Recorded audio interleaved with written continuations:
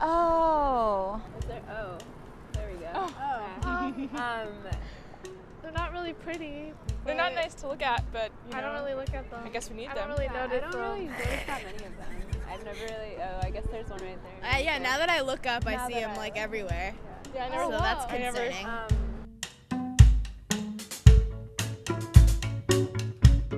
What exactly is a water tank? Oh, okay. Oh, water tanks. So I think they sort of blend. I think that most people, believe it or not, if you live in New York, you're not really looking up all that much.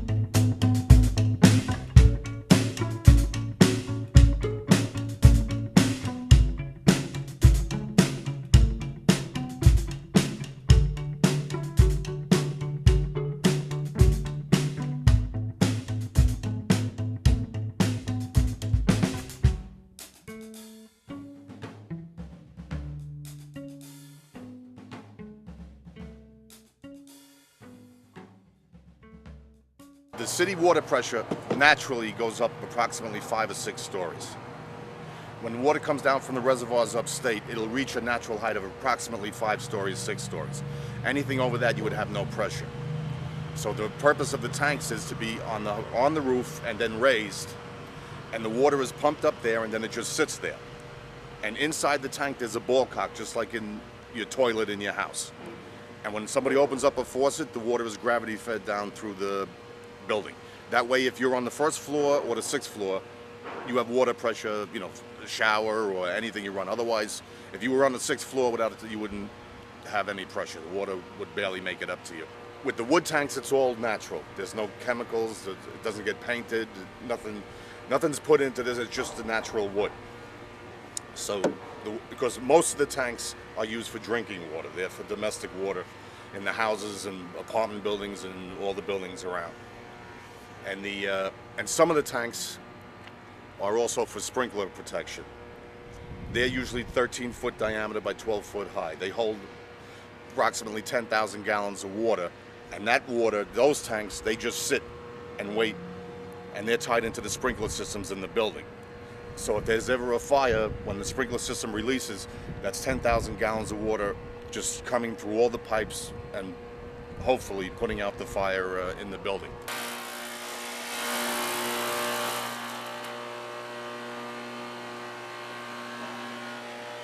Once the tank is sealed, when they fill it with water, the lumber swells as it absorbs the water. And once the lumber reaches saturation and it swells, then it's watertight, it doesn't drip, it doesn't leak, until years later when it develops a leak from either rot or just damage of some sort, which sometimes they can repair, or sometimes you need a new tank. On average, the tanks probably last anywhere between 20 and 30 years.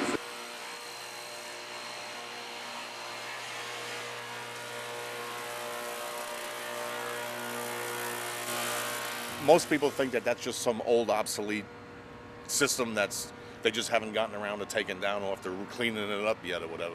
A lot of people don't know that this is still done. There's kind of an urban awkwardness to them that just kind of makes it seem like something a little funky in the skyline there. They're on top of every building, or most you gotta buildings. get your water. I mean, they could do it a little bit, at least a little more creatively, artistically. At least a little bit more, I mean, blend in a little bit more. I mean, I don't know. It looks like it's like a teepee hut from, you know, like Pocahontas was living there. I think they are incredible. To me, they're New York. I think they're part of the overall architectural design and structure of New York. I know at MoMA they have a water tank sculpture that kind of made me notice the ones in the skyline in New York, so I think they're pretty.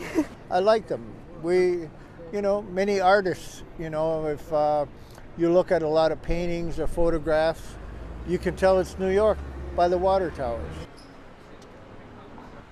The actual story goes back to the late 19th century when my great-grandfather, who I didn't know, Harris, came over from Poland, and this is what I've been told, and started working here for a wooden tank manufacturer.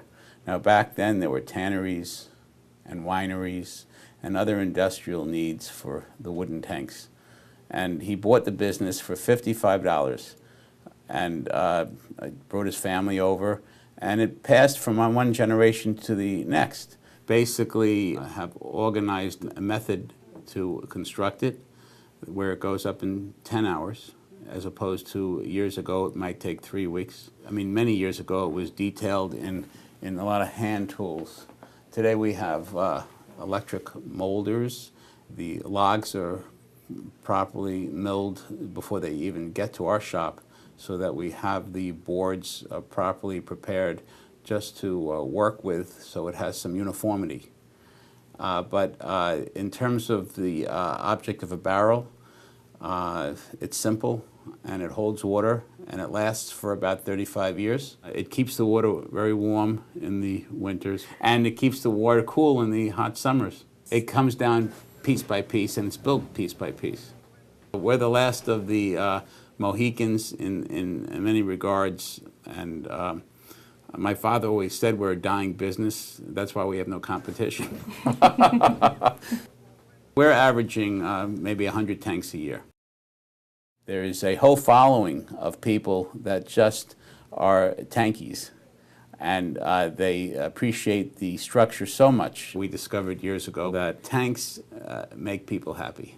The fascination, of course, is that most people look up and they think it's out of use, and it's something that's definitely from the past.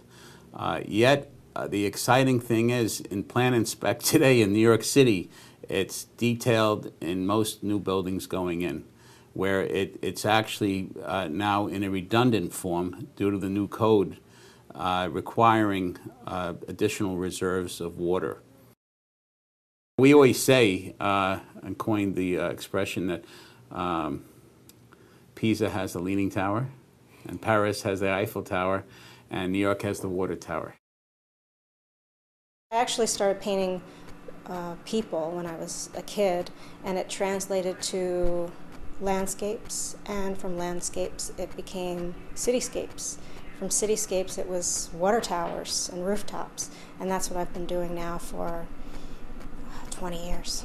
I was born and raised in the New York area, and when I grew up, I never saw them. I was, as a kid in the 50s and 60s, I was told to look down, not to make eye contact with people because it was dangerous, and so I never looked up. And when I was an adult and my artist friend told me to start looking up, I started seeing them for the first time, and I was fascinated. They were new to me, they were beautiful. And I stuck with them. I've gotten into both photographing them as architecture, as art in and of themselves, as well as to document the fact that New York City is one of the only cities in the nation, if not the world, that actively uses over 10,000 water towers for their water supply and their water pressure in New York City. Having people notice water towers now because they appreciate my paintings was not my intention at first. And it isn't my intention now. I'm just trying to convey what I find beautiful about this city. And what I find beautiful about New York is the more mundane aspects, like the rooftops, the fire escapes, the taxi cabs, and of course the water towers. They have a landscape element to them. They can represent trees or elements of landscape, but also they're portraits. They look like lonely figures on the skyline. It's like photographing, with another view to the landscape. It's like photographing Grand Canyon or some beautiful desert landscape, only these are skyscapes. I'm so attracted to these objects for their shape. It's so interesting. You have that round body, which is so wonderful to paint, the three-dimensionality of this structure. The way the light hits it different times of the day, it can change color. Depending also on how old the wood is, it can be quite new so that the wood is very light, or if it's an older water tower, then it'll be dark and there'll be purple shadows on one side and a yellowish glow if it's in the late afternoon sun. And then you have the structure in which the actual tower is built on, and it's so intricate. I was photographing a water tower which was really unique. It's a blue water tower near Trump Soho, which has a round bottom. So there's very few around that look quite like this one. And I was in front of a school trying to get a good angle shot of it, and not surprisingly, a policeman came up to me and said, "What are you doing here?" And, because it's a school. And I said, "I'm photographing the water tower." And he said, "What water tower?" And I pointed. He looked around, and he looked back and said, "I've been on the beat for 2.5 years, and I've never seen it." I feel like I'm among this small family of unusual souls who find these water towers intriguing.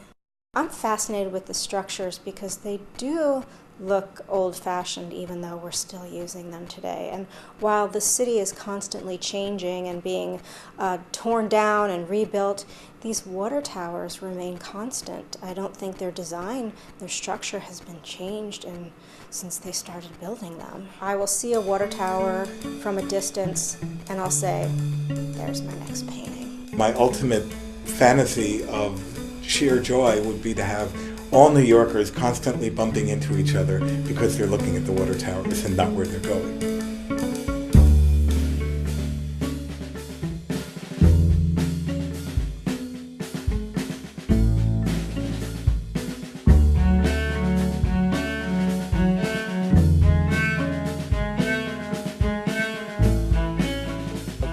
I like looking out the skyline of New York and seeing water tanks. There was a show, Petticoat Junction, and the girls always ran up to the water tower. Did you ever see it? And they put their petticoats over it, and that was really cool when I was little. I think it's really a unique New York phenomenon, and I love them, and I hope we keep them. I think it's part of New York, and I think it should stay. I don't think everything should be torn down and new high-rises built up. I think we should, hold on, because they don't do that in Europe. They don't throw everything away, but America is so wasteful. I always love seeing them. I just think that it's a little bit nostalgic and that they're still there and being used. It's amazing that they survived so long, and I hope they're around for forever. Viva la water towers!